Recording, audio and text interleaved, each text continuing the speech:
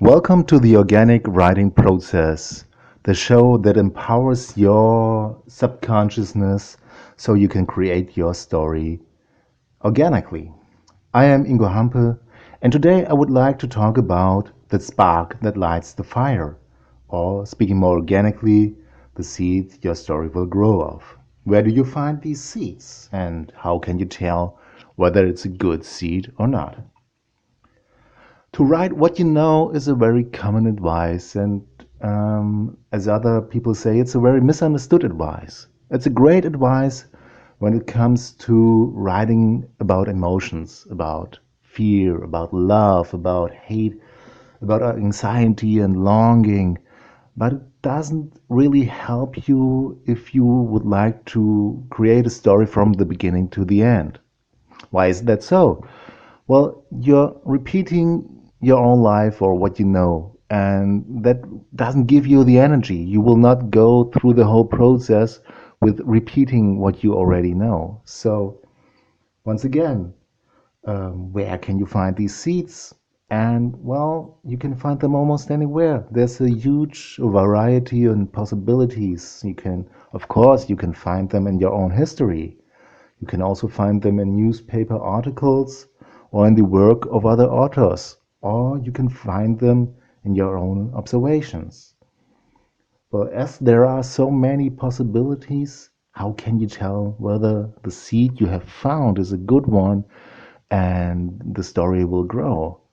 Well, first of all, you never know what will come out of what you find and what you come up with. But that's not the point. Yeah, the point is, will it help you to go through the whole process to the end with what you have found? And here are some advices other writers gave.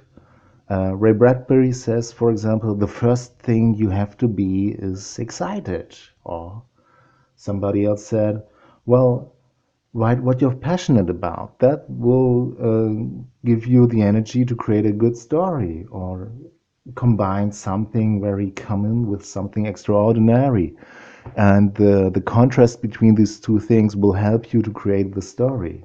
And I would like to add an advice of my own that is, if you have these seeds, it's good that you have a sense of a conflict. What does that mean? Well, let me give you an example. Once I had the idea to write about a guy whose name is Poppy. Poppy is an unusual nickname for a man.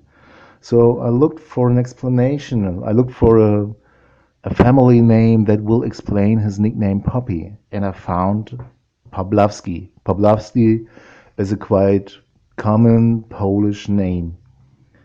And then I looked a little bit further. I tried to find out if there's someone I know or is famous who's called Pawlowski, and I found Stephen Pawlowski. He was born in the beginning, or no, in the end of the 19th century, and somewhere in Poland, and he moved to the United States with his parents when he was 9, and then he lived and died in Racine, Wisconsin.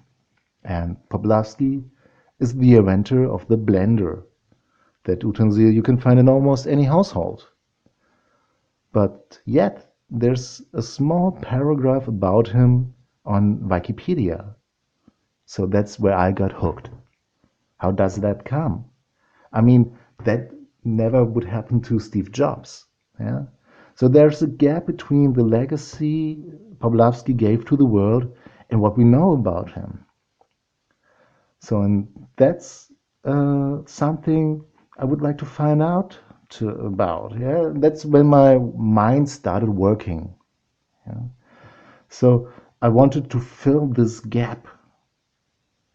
That's me. That is what I mean. The sense of a conflict. I have felt the conflict in me that there's this legacy, and we don't know enough about him. We don't appreciate what he gave to us. So, well, I haven't written the story yet. I think it's something like an historic novel T.C. Boyle would write. And if you have an idea, feel free to use this information.